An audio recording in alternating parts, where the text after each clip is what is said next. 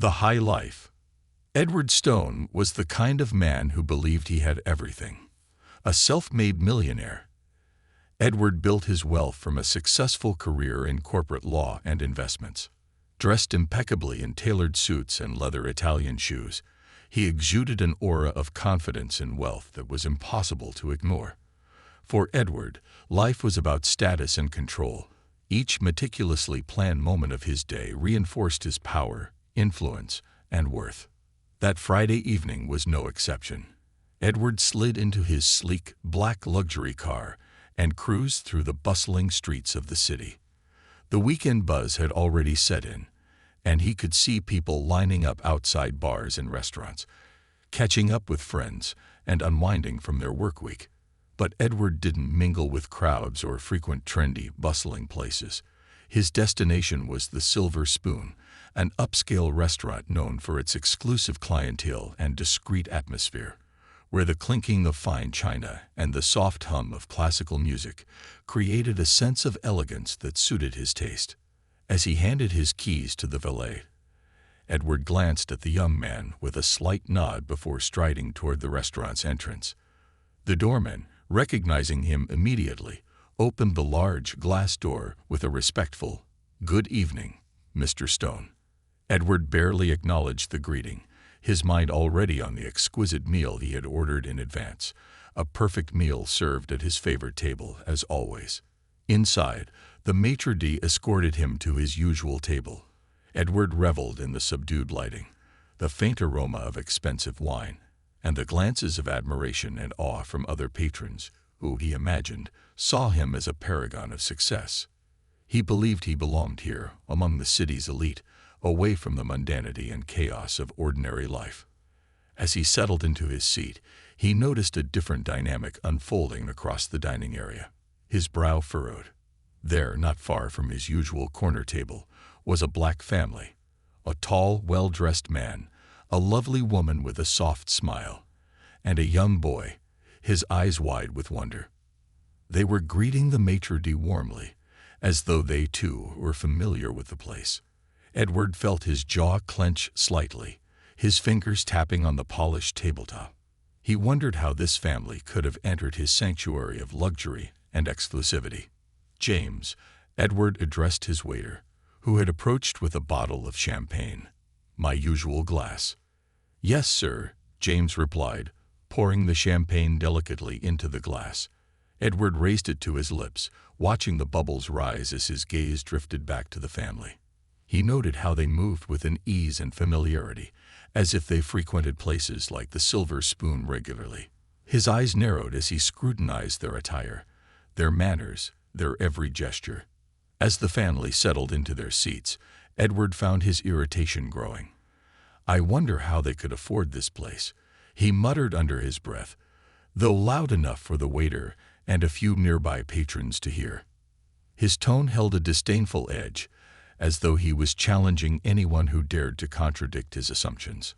But the family seemed unfazed by their surroundings or by his pointed glances.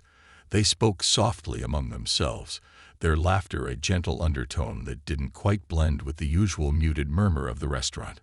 The young boy pointed at the crystal chandelier above, his eyes lighting up in awe.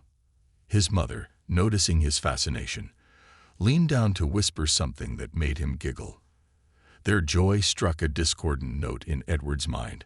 He thought it out of place in a setting so primed for quiet sophistication. His food arrived, a perfectly seared filet mignon. But as he took his first bite, the taste felt hollow. His attention kept drifting back to the family, whose presence seemed to disrupt his usual experience at the Silver Spoon. "Is this place lowering its standards now?" he wondered, his tone sharper, his annoyance growing. The waiter, noticing Edward's discomfort, approached him with a forced smile. "Is everything to your liking, Mr. Stone?" "Everything but the company," Edward replied curtly, his eyes darting pointedly toward the family. The waiter's face briefly registered discomfort, but he quickly masked it, bowing slightly before stepping away. Edward resumed his meal, though the irritation gnawed at him. He couldn't help but compare himself to the family, noting every supposed fault or imperfection, as if affirming his belief in his own superiority. When the waiter approached the family's table, Edward strained to hear their order, smirking when he caught mention of the house-red figures. He murmured to himself, convinced they had chosen the most economical option to keep their expenses low. Meanwhile, the family's relaxed composure and genuine enjoyment only served to irritate him more. He muttered under his breath, louder this time, so that a few nearby patrons could hear, "It's amusing, watching people act like they belong here. I'd wager they can't afford more than the bare minimum." Several diners exchanged uneasy glances, sensing the hostility in his words. A woman across the aisle shifted uncomfortably, whispering to her companion, "This is terrible. I can't believe he's saying these things." But Edward barely noticed. In his mind, he was justified, each disdainful thought echoing his belief that some places and luxuries were meant only for people like him. As the evening progressed, Edward's irritation morphed into a kind of amusement, a twisted satisfaction, in seeing himself as the gatekeeper of the silver spoon's exclusivity. The family's laughter, their genuine joy, felt increasingly like a personal affront. He could not grasp how they seemed so at ease, so completely at home in an environment he thought reserved for the elite. When the waiter returned to clear his plate, Edward leaned over with a condescending smirk.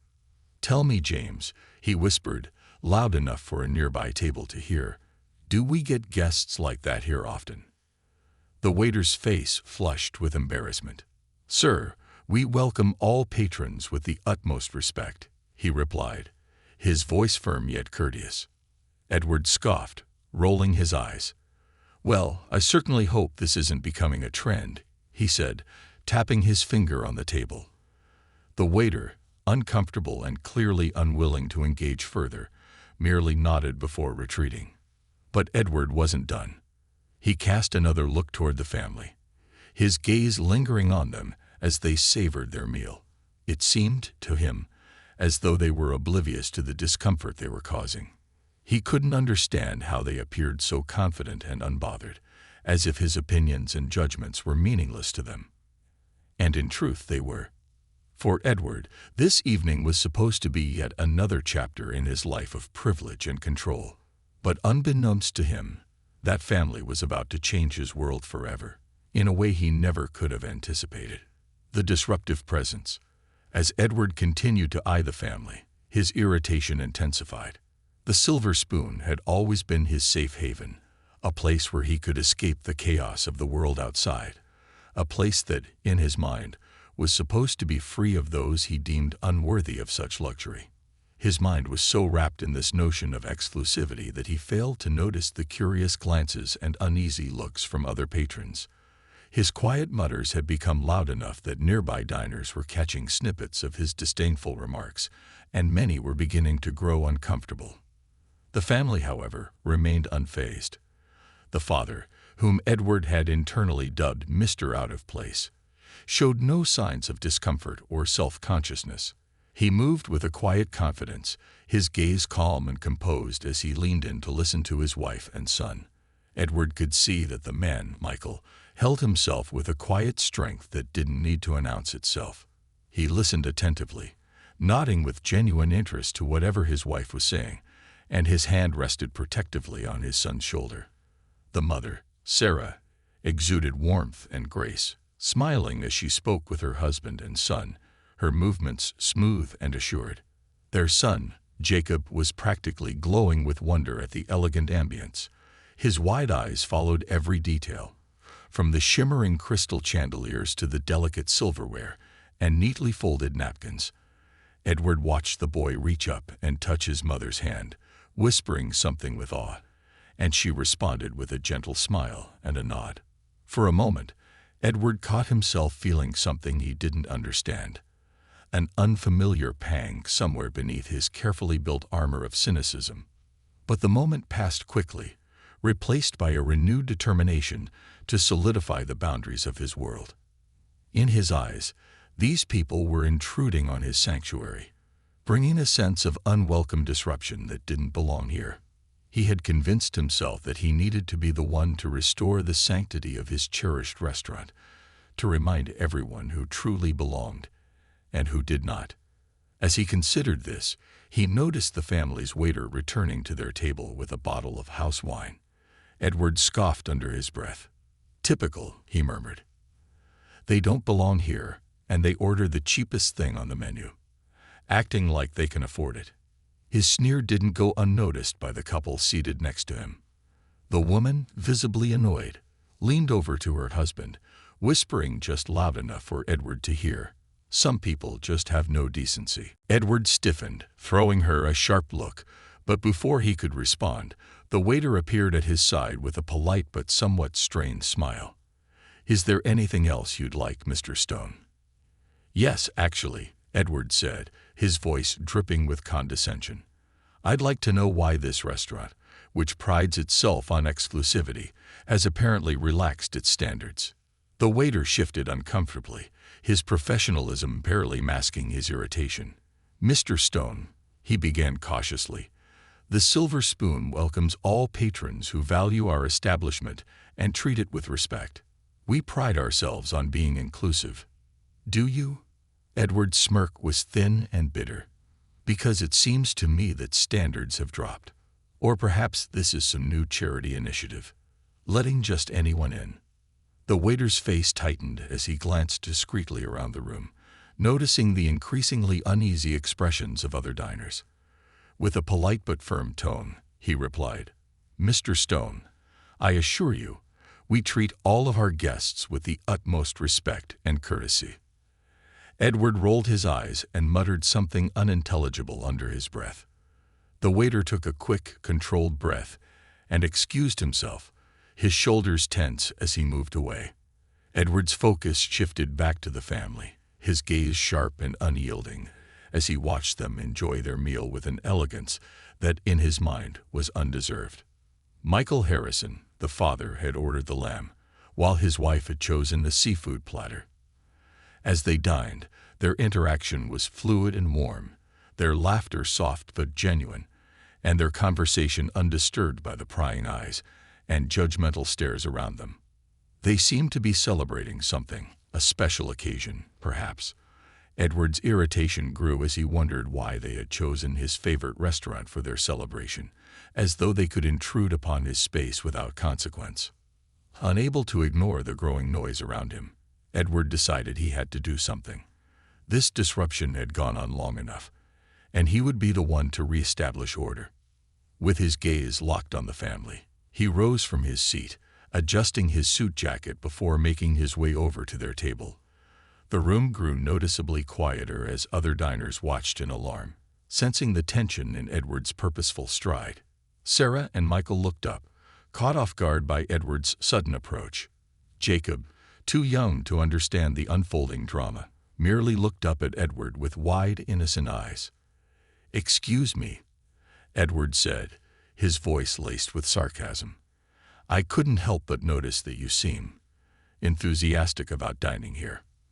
I assume this is a special occasion." Michael's polite expression held firm, though Edward noticed a subtle tightening in his jaw.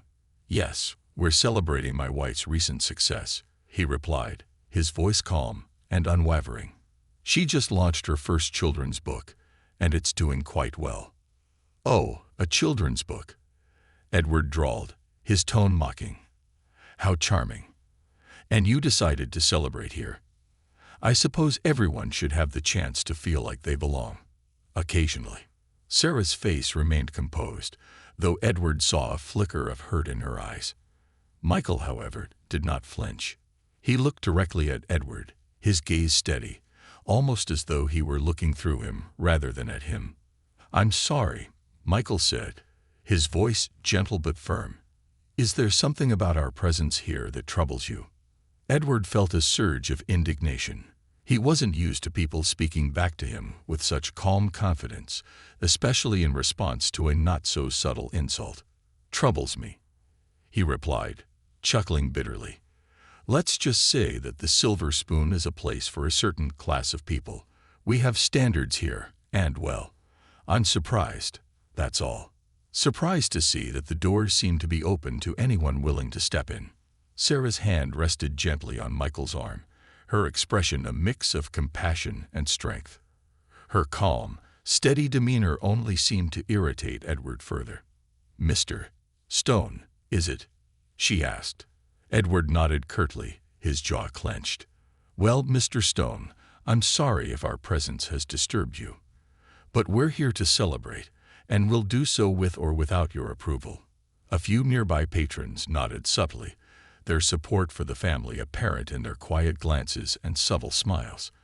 Edward, however, ignored these cues, determined to maintain his position as the unspoken ruler of the restaurant's social standards. "I have no doubt you'll enjoy yourselves," Edward said, his voice lowering to a sneer. "After all, everyone deserves a taste of luxury once in a while, don't they?" With that, he turned on his heel and returned to his table, leaving a tense silence in his wake. As he resumed his seat, Edward noticed the family quietly resuming their meal, though he could tell that the encounter had cast a shadow over their celebration. Jacob looked to his parents, his face confused, as if he sensed something wrong but couldn't quite understand it. Sarah and Michael exchanged a quick glance, offering each other a small, reassuring smile before continuing their meal, their determination to enjoy their evening undeterred. But Edward could not shake the gnawing feeling of discontent. He watched them closely, waiting for any sign of faltering, any indication that they would finally acknowledge his supposed superiority. To his dismay, they did no such thing. They were, in his eyes, unrelentingly composed, their calm manner revealing a quiet resilience that he couldn't understand. The rest of his meal felt like an ordeal, each bite less enjoyable than the last. No matter how much he tried to convince himself that he had won some invisible contest, he couldn't ignore the admiration on the faces of nearby diners as they glanced toward the Harrison family. A murmur of appreciation had spread through the restaurant, small conversations breaking out among patrons, many of whom were openly expressing their disgust at Edward's behavior and their respect for the family's grace under pressure. The tension lingered as Edward finished his meal, every glance toward the Harrison table a reminder that his words had left little impact on them. In fact, if anything, it seemed to have made them even more steadfast, their quiet joy and laughter now punctuated by the supportive nods and smiles of the other patrons. Edward felt his confidence wane as he realized that he had misjudged the mood in the room. The family, with their quiet dignity, had somehow gained the silent allegiance of everyone around them. As Edward signaled for his check, he noticed the waiter slipping a small folded note onto his plate. At first, he dismissed it as an itemized bill or a receipt, assuming he'd take care of it once he left. But as he reached for the note, his fingers stopped, his gaze sharpening as he caught sight of a few unexpected words scribbled across the folded paper. The words felt like a jolt, and Edward's pulse quickened as he read them. A quiet reminder: true worth isn't in appearances, but in actions. He stared at the note, his grip tightening as the impact of the message hit him like a blow. It was signed simply, Jonathan. Jonathan, the same waiter he had been condescending toward all evening. Edward sat frozen, the words echoing in his mind. For the first time, he felt a pang of doubt, a creeping awareness that his actions may not have gone unnoticed or unjudged. The very staff who had always treated him with reverence had, tonight, chosen to remind him of his own shortcomings in the most subtle yet impactful way possible. It was a moment of unspoken reckoning, a small crack forming in the armor of his arrogance. And as he folded the note and slipped it into his pocket, Edward felt the first stirrings of a new, uncomfortable awareness, a realization that his world, his carefully constructed hierarchy, might not be as unassailable as he had believed. The unraveling. Edward left the Silver Spoon that evening with an unease that gnawed at him long after he had settled into the leather seat of his car. The streetlights flickered through the windows, casting brief moments of illumination on the note resting on the seat beside him. His hands gripped the steering wheel tightly as he replayed the evening in his mind. The family's faces, their resilience, the quiet dignity with which they held themselves. These images lingered, intertwined with Jonathan's note, a simple yet pointed reminder of something he had spent years ignoring. At home, he entered his penthouse, an elegant space lined with artwork and custom furniture. Each piece in his home represented some measure of success, another rung on the ladder of status that he had climbed over the years. But tonight, the space felt strangely hollow. He placed his coat neatly on the rack, his usual routine interrupted by a nagging feeling that refused to be silenced. He reached into his pocket, pulling out the small, crumpled note. For the first time, he read the words slowly, letting each syllable sink in. A quiet reminder: true worth isn't in appearances, but in actions. As he sat in his living room, the note seemed to stare back at him, challenging the very foundation of his identity. His success had always been quantified by numbers: wealth, influence, and power. To him, these things were the markers of worth, the tools that validated his existence and proved his superiority. But the evening's events had left a fracture in that belief, as though someone had placed a small wedge in the armor of his self-image, nudging it toward an inevitable collapse. Edward closed his eyes, the words lingering in his mind, each one pushing at the boundaries of his worldview. In the silence of his penthouse, he began to realize just how rare it was for someone to call him out on his behavior. In his world, he was untouchable, his wealth and influence shielding him from criticism. And yet tonight, Jonathan's quiet note had pierced that shield effortlessly. Over the following days, Edward attempted to put the incident behind him, brushing it off as a minor lapse, a strange moment in an otherwise orderly life. But it was as if the memory of that evening had embedded itself into his thoughts, surfacing at the most unexpected moments. Meetings with clients, dinners with associates, even quiet moments in his office. All were haunted by the image of Michael and his family, their presence a quiet rebuke to everything he held dear. One afternoon, Edward sat in his office reviewing quarterly reports, but he found it impossible to concentrate. His mind drifted back to that night, to the family's poise, to the way they had maintained their dignity in the face of his cutting remarks. He recalled the way Michael had looked at him, not with anger or resentment, but with an unfathomable patience, as though Edward's insults were no more than a passing nuisance. The frustration became unbearable. He stood up abruptly, pacing the length of his office, trying to shake off the memory. But it was there, unwavering, like an itch he couldn't scratch. Why couldn't he simply forget? Why did the sight of that family, so unlike the people in his world, linger in his mind? Driven by a sudden impulse, Edward sat back down, opened his laptop, and searched for the Harrison family's name. He wasn't sure what he was looking for, but something compelled him to know more. Within seconds, the results began to populate the screen. Articles, interviews, and profiles detailing Michael and Sarah Harrison's lives and accomplishments.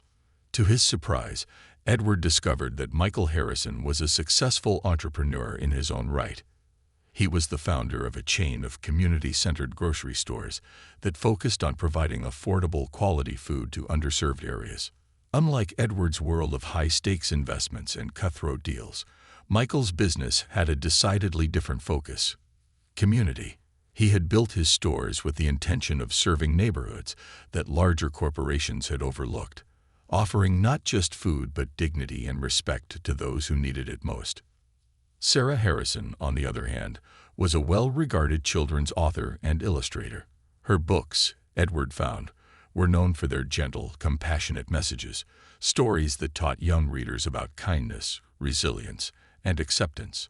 She had even won an award for her latest book, which was inspired by her own experiences growing up in a family that struggled financially. As Edward read through the article, he learned that Sarah often donated a portion of her book sales to literacy programs for underprivileged children. The more Edward read, the more he felt the walls of his carefully constructed world beginning to crumble. His mind reeled as he tried to reconcile the image of the family he had so quickly dismissed with the reality of their lives. They were not just successful. They were respected, admired, even revered by those who knew them. And yet, despite their achievements, they had endured his ridicule without a hint of resentment. As Edward leaned back in his chair, the The weight of his own actions began to sink in. He realized that, while he had spent his life accruing wealth and prestige, he had neglected the more meaningful measures of success, the ones that Michael and Sarah seemed to embody so effortlessly.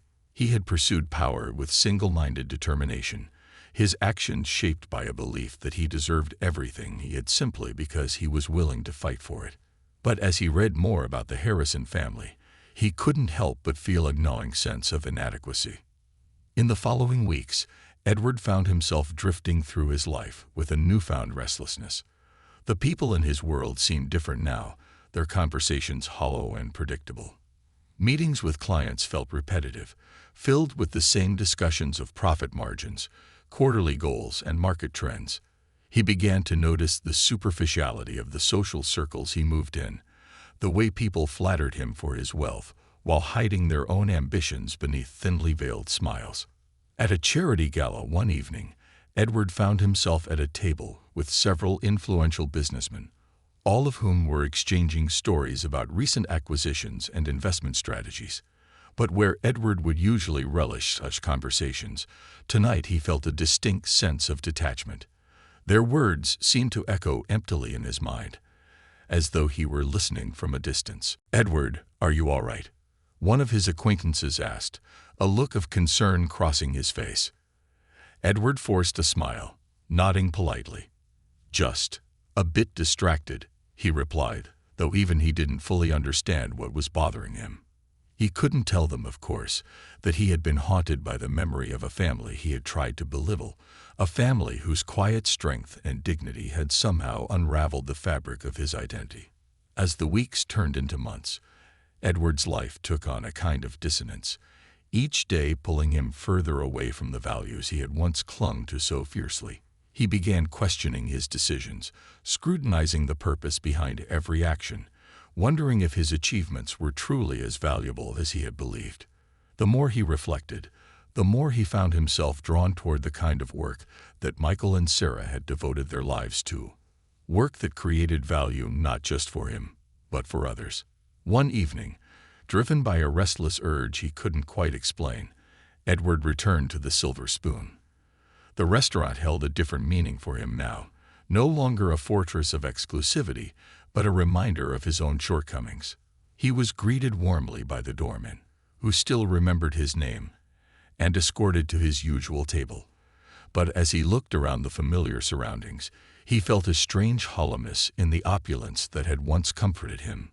As he sipped his drink, lost in thought, he noticed a young couple seated nearby, clearly celebrating a special occasion. They were modestly dressed, the woman in a simple but elegant dress, the man in a worn suit, his nervous smile betraying his excitement. Edward watched as they ordered their meal, their faces lighting up as they perused the menu. For the first time, Edward felt a pang of understanding. He saw in them a reflection of the Harrison family. The same quiet joy and determination, the same resilience in the face of judgment. His heart softened, and he realized that he no longer felt the same urge to judge or diminish others. Instead, he found himself quietly hoping they would enjoy their evening without the interference of someone like the man he once was. Just as he was about to leave, Jonathan, the waiter from that fateful night, approached his table with a warm smile. "Good to see you, Mr. Stone," he said, his voice as polite and professional as always. But there was a new understanding in his eyes, as though he sensed the change in Edward's demeanor. Edward looked up, a mixture of regret and gratitude in his expression. "Jonathan," he began, his voice low, "I owe you an apology. That night, I was out of line. I was arrogant, and I misjudged people who were more decent than I realized." Jonathan nodded, his gaze understanding. "We all have moments we're not proud of, Mr. Stone," he replied gently. "What matters is that we learn from them." As Edward left the restaurant, he felt a strange sense of lightness, a sense that he was finally shedding the weight of his own arrogance. He knew that he still had much to learn, much to atone for, but for the first time, he felt a glimmer of hope, a quiet, steady resolve to become the kind of person he had once ridiculed. It was the beginning of a journey he never expected to take, a journey toward humility, compassion, and purpose. And as he walked through the dimly lit streets, he knew that his life was no longer his alone. Breaking down the walls. Edward spent the next few days in a state of quiet introspection. The walls of his once invincible world were crumbling, each crack revealing glimpses of a different life. One that valued community over competition, humility over pride, and compassion over ambition. He found himself drawn to the idea of making amends, but each time he considered it, doubt and self-consciousness crept in. How could he approach the very people he had so deeply insulted? How could he look them in the eye and apologize, knowing that his words had likely caused them pain? But the thought of inaction felt worse. Edward knew he couldn't continue as he had before. There was no satisfaction left in his usual routines, no joy in his social life, which felt more empty and hollow with each passing day. He could no longer ignore the voice within him that urged him to reach out, to connect with people who saw the world in a way he had once dismissed. One evening, driven by this newfound desire to make things right, Edward decided to visit one of the community grocery stores that Michael Harrison had founded.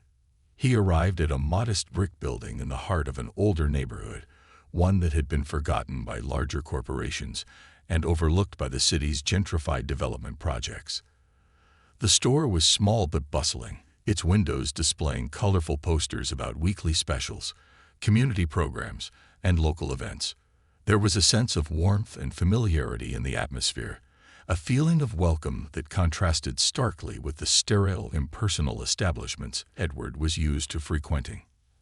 As he stepped inside, he noticed the walls were lined with photographs of the community, families, young children with backpacks, elderly couples smiling as they accepted bags of groceries.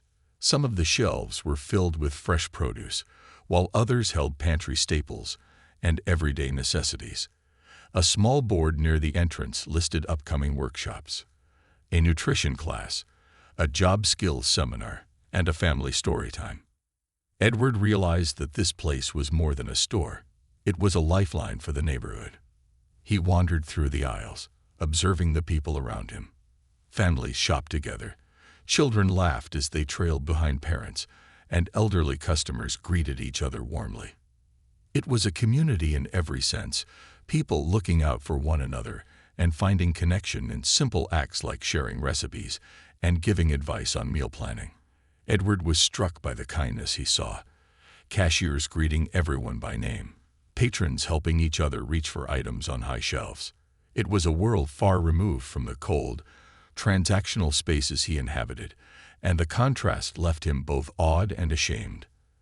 As he reached the back of the store, he saw Michael Harrison himself, dressed in a simple button-down shirt, stacking boxes of canned goods on the shelf. Michael's sleeves were rolled up, and there was a small smudge of dust on his cheek. Edward watched, hesitant to approach. How could he, a man who had spent his life looking down on others, stand before this man who had dedicated himself to lifting people up? But Michael noticed Edward's hesitation and looked up, his eyes lighting with a hint of recognition. For a moment, they simply stared at each other, the memory of their last encounter hanging heavily in the air. Michael's expression was unreadable, his face a blend of curiosity and caution. "Mr. Stone," he said finally, his tone neutral but not unfriendly. Edward cleared his throat, suddenly feeling the weight of every unkind word he had spoken that night. "Mr. Harrison, I didn't come here by accident," he began, his voice shaky. "I came because I need to apologize." Michael remained silent, his gaze steady and thoughtful, as though he was assessing the sincerity of Edward's words. That night at the restaurant, Edward continued, struggling to find the right words. "I was arrogant, presumptuous, and frankly, cruel. I judged you and your family without knowing anything about you, and I realize now that I was wrong in every possible way." Michael crossed his arms, his posture relaxed, but his gaze unwavering. "It takes courage to admit that, Mr. Stone," he replied, his voice calm. "But it's not me who deserves an apology. It's my wife and son. They were there too. The memory of Sarah and Jacob's faces flashed through Edward's mind. The way they had looked at him, hurt but composed, refusing to be drawn into his anger. He nodded, feeling the weight of Michael's words. I know, and I'd like to apologize to them as well, if you'll allow me. Michael studied him for a moment, his expression softening slightly. My wife is hosting a reading event here at the store tomorrow, he said. She'd be glad to see you, I think. She believes in second chances more than most. A surge of relief mixed with apprehension washed over Edward. Thank you, Mr. Harrison, he said quietly, unsure of what else to say. Michael simply nodded, a faint smile flickering across his face, before he returned to his work. As Edward left the store, he felt a sense of resolve. Tomorrow, he would face Sarah and Jacob, and he would make things right. It was a chance he hadn't expected, but one he knew he couldn't take lightly. For the first time in his life, he felt the weight of accountability, a desire not just to prove his worth to others, but to become someone he could respect. The next day, Edward arrived at the store early, unsure of what to expect. The space had been transformed. A small reading corner set up with colorful floor cushions and a collection of Sarah's books arranged on a small table. Posters hung on the walls, advertising the event as a free story time for children and their families. There was an excited energy in the air as children and parents began filing in, each family greeted warmly by the staff and volunteers. He spotted Sarah near the entrance, greeting parents with a smile, her calm and welcoming presence radiating warmth. She wore a simple dress, her hair pulled back, and her face lit up with the joy of seeing children gather around her books. Edward took a steadying breath and approached her. Mrs. Harrison, he said softly, his voice barely rising above the chatter around them. She turned, and for a brief moment, surprise flickered across her face, followed by a calm, steady gaze. Mr. Stone, she replied, her voice gentle but guarded. Edward cleared his throat, feeling the weight of his actions pressing down on him. I know I don't deserve your forgiveness, but I wanted to apologize. I treated you and your family horribly that night, and I know there's nothing I can say that will change what I did. But I want you to know that I am truly sorry. Sarah regarded him for a long moment, her expression thoughtful. Finally, she spoke. I appreciate your apology, Mr. Stone. It takes humility to admit when we're wrong, and I can see that you mean it. She paused, glancing over at her son, who was chatting animatedly with other children as they settled into the reading corner. But it's Jacob who deserves an apology most. He was excited for that night. And your words, they hurt him. The memory of Jacob's innocent, bewildered face, looking up at him in confusion, struck Edward like a blow. He nodded, swallowing against the tightness in his throat. Please, if he's willing, I'd like to apologize to him as well.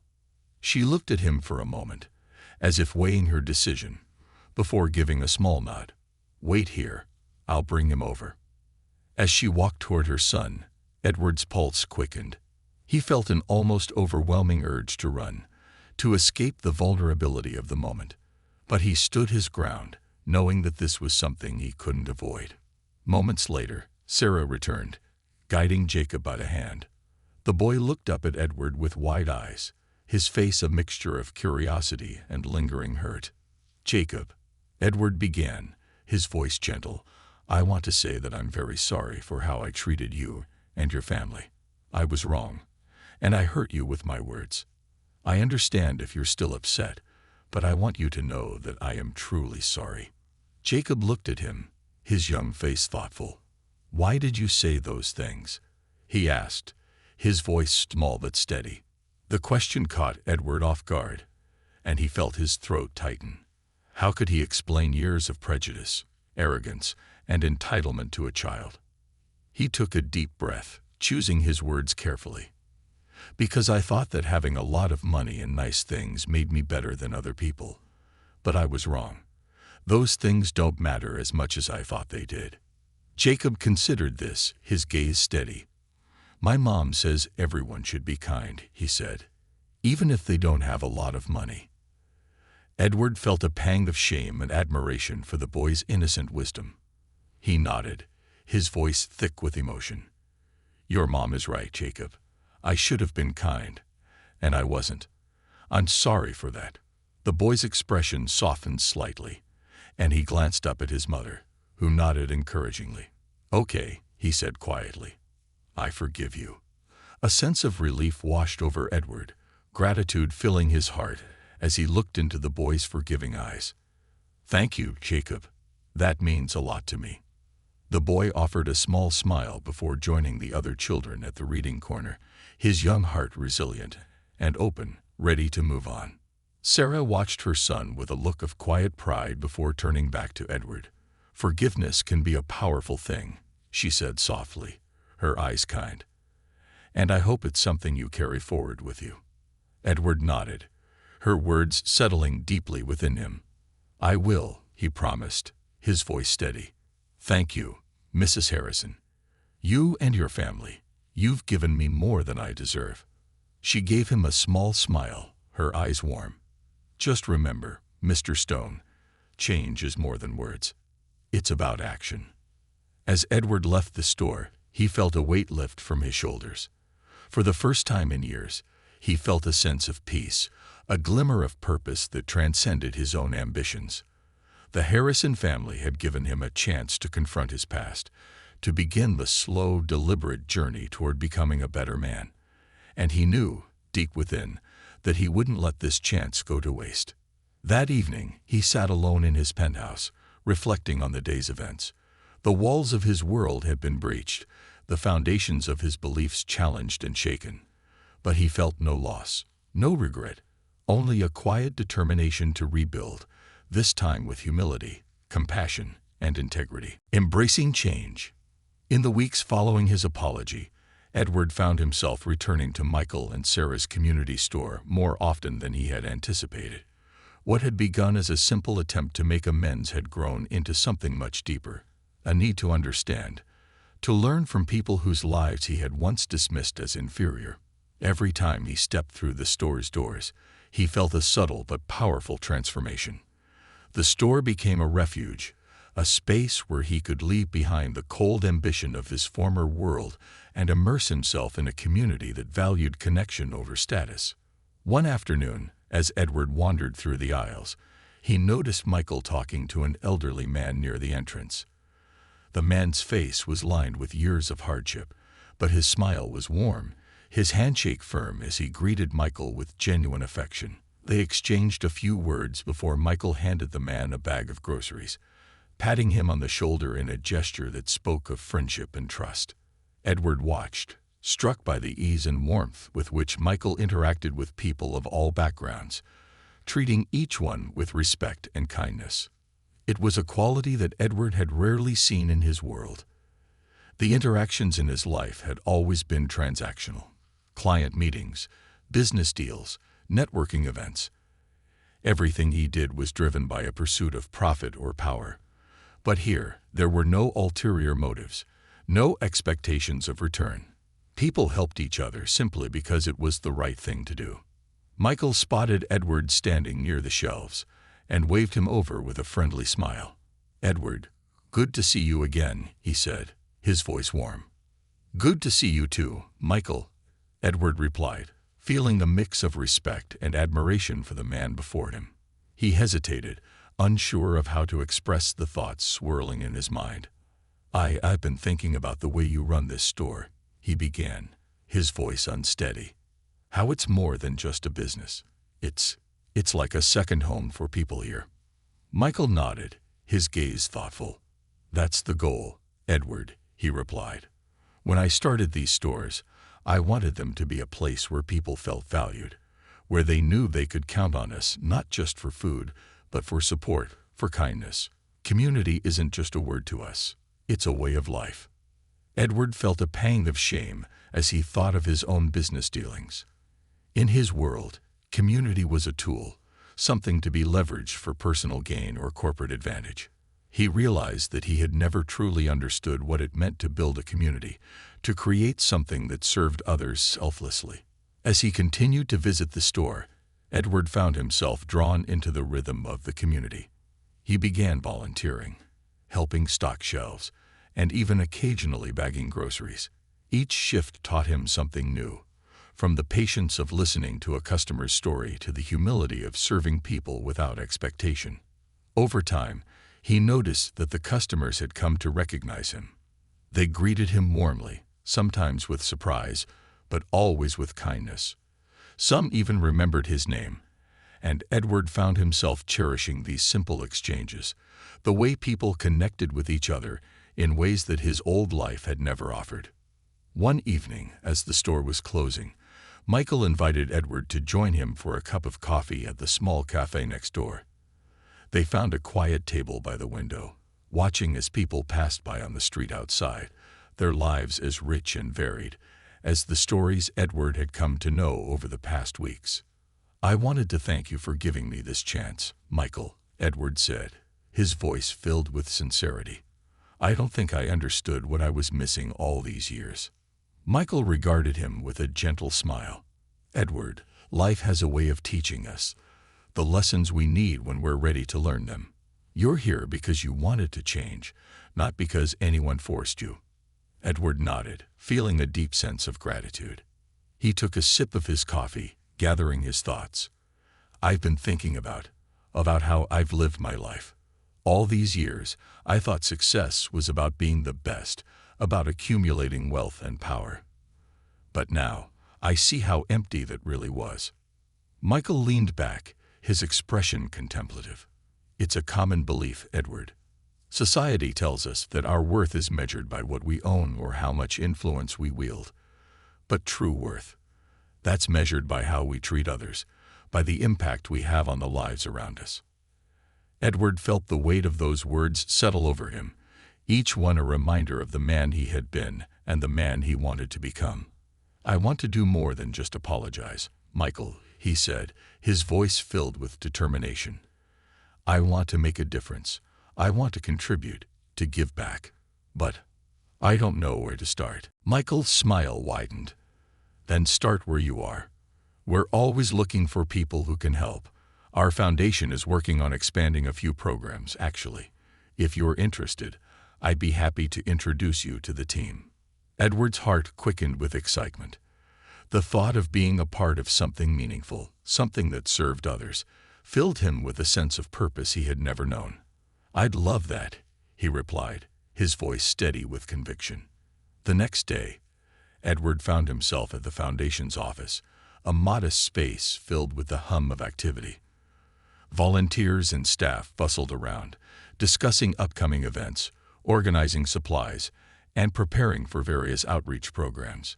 The energy in the room was contagious, a palpable sense of commitment and passion that reminded him of the values he had witnessed in Michael and Sarah. Michael introduced him to the team, who welcomed Edward with open arms. They were a diverse group, young, old, from all walks of life. But each person shared a common goal: to make a positive impact. Edward found himself swept up in their enthusiasm, eager to contribute in any way he could.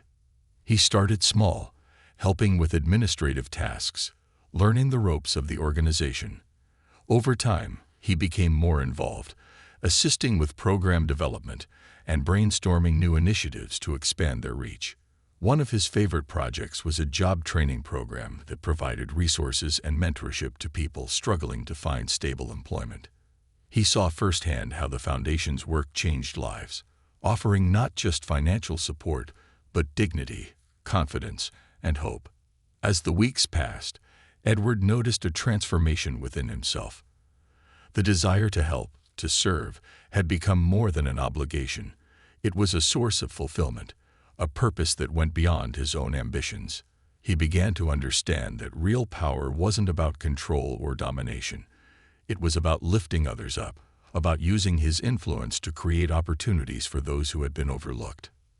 One afternoon, as he was preparing for a workshop on financial literacy, Edward noticed a familiar face among the attendees.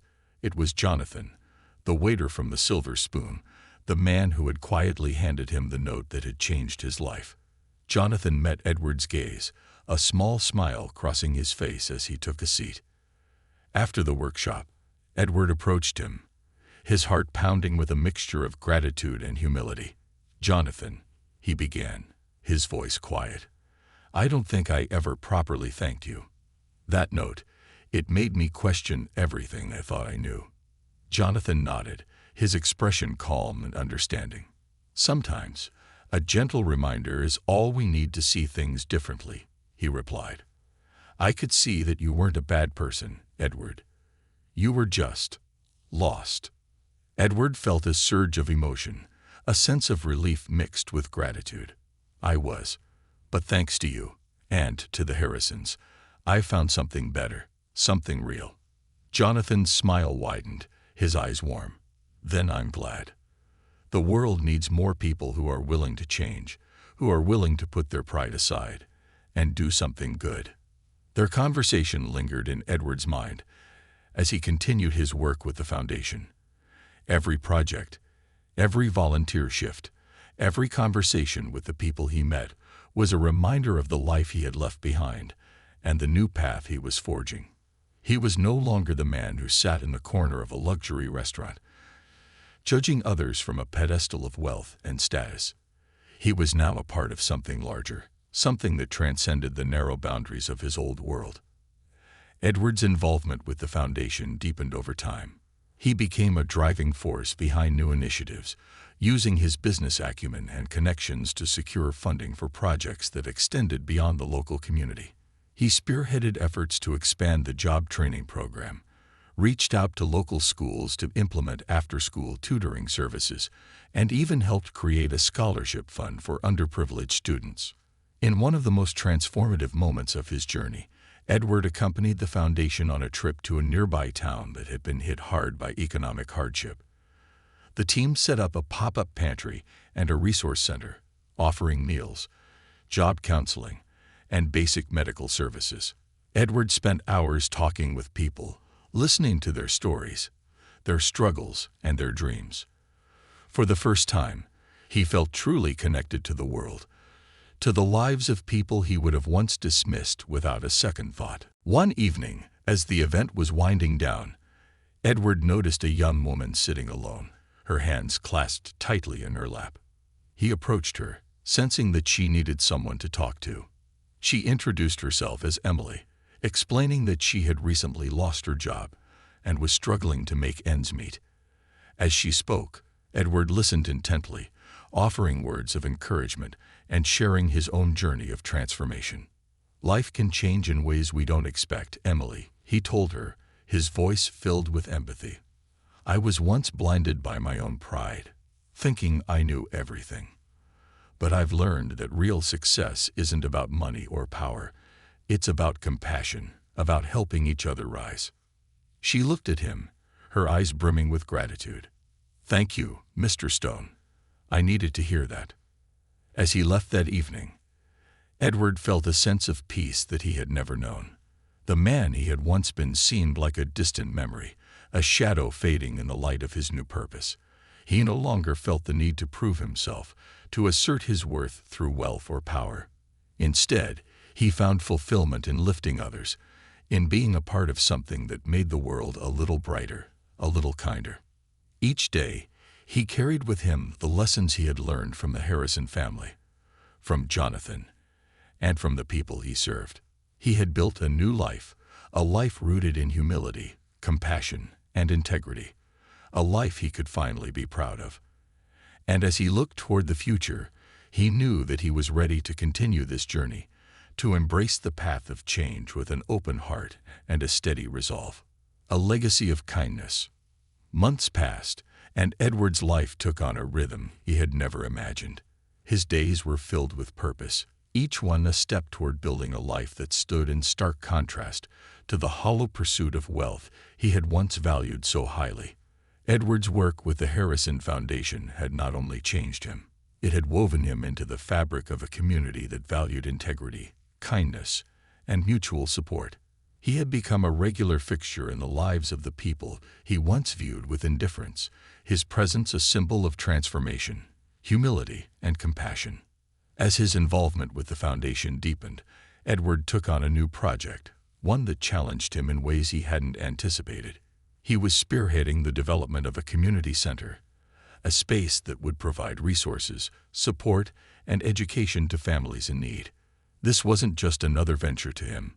It was a legacy he hoped to leave behind, a place where people could come together to learn, to grow, and to support one another. The community center would offer job training, after-school programs, a food pantry, and even a small library. It was a project that Edward poured his heart into, spending countless hours meeting with architects, interviewing staff, and securing funding from other businesses and community leaders. Each conversation, each decision, was a testament to the values he had come to embrace. But even as the center took shape, Edward knew he wanted to do more. He wanted to make this center a place of healing and growth, a place that embodied the spirit of the Harrison family's generosity. And so, he reached out to Michael and Sarah, inviting them to join him in bringing the project to life. One evening, as they gathered around a conference table, Michael, Sarah, and Edward discussed the final details of the center's launch. The space was nearly complete, and the opening was scheduled for the following month. They sat together, poring over floor plans and program outlines, the hum of shared purpose filling the air. "Edward," Sarah said, her voice warm with pride, "I can't tell you how much this means to the community. You've turned this dream into something tangible, something real. People will come here not just for help, but for hope." Edward's face softened as he looked at her, feeling the full weight of her words. "I wouldn't have done it without you and Michael. You both showed me what real success looks like. This place, it's as much your legacy as it is mine." Michael placed a hand on Edward's shoulder, his gaze filled with quiet admiration. "You've done incredible work, Edward. More than that, you've shown people that change is possible. They look at you and see someone who chose to let go of pride, to embrace a different path." Edward felt his throat tighten with emotion. The journey that had brought him here was one he never could have predicted, a journey that had stripped him of his arrogance and replaced it with something far more enduring: humility, empathy, and a sense of responsibility to others. He nodded, his voice steady but filled with gratitude. "Thank you. I don't think I'll ever be able to repay the kindness you both showed me, but I'll do my best to pass it on, to build something that lasts." As the launch date approached, Edward and the foundation team worked tirelessly to prepare the center for its grand opening. They decorated the walls with artwork from local students, stocked the library with donated books, and arranged a collection of supplies for the programs that would soon fill the space with life. Volunteers from the community arrived daily, each one eager to lend a hand, their excitement growing as the opening day drew near. On the morning of the grand opening, the community center was abuzz with activity. Families gathered outside, children tugging on their parents' hands, their faces alight with anticipation. Volunteers arranged tables with refreshments, while the staff prepared to welcome the crowd inside. Edward watched from a distance, his heart swelling with pride as he took in the scene before him. As the clock struck 10, Edward stepped up to the podium, his voice carrying over the crowd. "Thank you all for being here today. This community center is a dream that became reality thanks to the efforts of everyone here, and I'm honored to stand with you as we open our doors to a brighter future." He glanced over at Michael and Sarah, who stood beside him, their faces beaming with pride. "I want to thank Michael and Sarah Harrison for inspiring this project. Their generosity and vision have taught me the true meaning of community, and I am humbled to be a part of their work." Applause filled the air as Edward took a step back, his face flushed with emotion. The doors were opened, and the crowd poured inside, exploring the center's rooms with excitement and awe. Children gathered in the reading corner, teenagers browsed the job board, and parents exchanged stories and laughter as they toured the space. Edward wandered through the rooms, greeting people, answering questions, and soaking in the joy that filled the center. As he moved from room to room, he was approached by a young woman with a notebook clutched in her hands. Her eyes sparkled with curiosity, and she introduced herself as Lena, a local journalist covering the center's opening. Mr. Stone, may I ask you a few questions? She asked, her tone respectful but eager. Of course, Edward replied, smiling warmly. Lena opened her notebook, glancing down at her notes. Your story is unusual. Someone from a background like yours, turning away from corporate success to focus on community work. Can you tell me what inspired this change?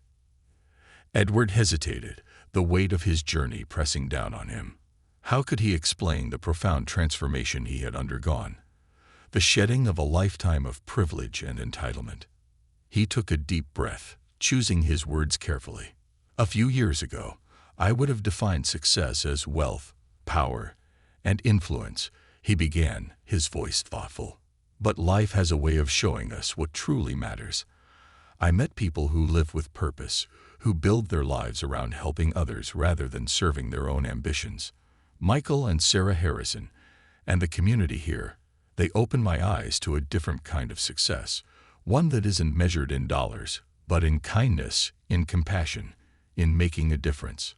Lena nodded, her pen moving quickly across the page. And what do you hope this center will accomplish? Edward's gaze softened as he looked around the room, his voice filled with quiet determination. I hope it becomes a place where people can find support, where they know they're not alone. I want this center to be a source of empowerment, a place where anyone can come to learn, to grow, and to feel valued. She smiled, sensing the depth of his sincerity. Thank you, Mr. Stone. I think your story will inspire a lot of people. As she walked away, Edward's gaze drifted to a group of children gathered around Sarah in the reading corner. She was animated as she read to them, her voice filled with warmth, her gestures bringing the story to life. Jacob sat among them, his face beaming with pride as he watched his mother, his joy evident as he clapped along with the other children. Edward felt a pang of emotion, a mixture of pride and gratitude. This was the life he had never known he wanted, a life filled with connection and purpose. He saw himself not as an outsider, but as part of a community, a thread in the rich fabric of lives woven together by shared hopes and dreams. As the opening celebration continued, Edward's old friend Richard appeared, weaving through the crowd. Dressed impeccably, he carried an air of confusion mixed with curiosity as he observed the center's humble yet vibrant atmosphere. Edward, Richard greeted him, his tone filled with skepticism. I heard you'd left the business world, but I had to see it for myself. I didn't believe it. Edward smiled, sensing the judgment in Richard's gaze. Believe it, he replied simply, his voice calm. This is where I belong now. Richard shook his head, glancing around the room. This? You could be making millions, living a life of luxury, and this is what you choose. A community center. Edward looked at Richard, his gaze steady. Yes, a community center. It might not be the life we imagined, Richard, but it's meaningful. I used to think wealth was the answer to everything. But I found something richer. Connection, purpose, making a difference. It's worth more than any paycheck. Richard scoffed, looking at Edward as though he were a stranger. I don't understand it, but maybe you're happy. I don't know. Edward nodded, feeling a quiet confidence in his choices. I am happy, Richard. For the first time, I'm living a life that has meaning. As the evening came to an end, Edward watched as the community center began to settle, the rooms emptying, the laughter and conversations fading into the night. Michael and Sarah approached him, their faces glowing with pride. You did it, Edward, Michael said, clapping him on the shoulder. You turned this center into a beacon of hope. Edward looked at them, his heart swelling with gratitude. I couldn't have done it without you both. You showed me a path I never knew existed, and I'm forever grateful for that. Sarah smiled, her voice filled with warmth. You found this path on your own, Edward. We may have pointed you in the right direction, but you chose to walk it. In that moment, Edward knew that he had found his true purpose. He had stepped beyond the narrow confines of wealth and status, embracing a life defined by compassion, humility, and service. The center would stand as a testament to that change, a place where people could gather, learn, and grow. As he locked the doors for the night, Edward felt a deep sense of fulfillment. This was the legacy he wanted to leave, a legacy of kindness, of community, of a life transformed by the power of compassion. He had become a man he could respect, a man who had learned the true measure of success, and as he walked away from the center, the quiet streets filled with the echoes of laughter and hope, he knew that this was only the beginning. He was ready to continue his journey, to build the life that would touch countless lives, one act of kindness at a time.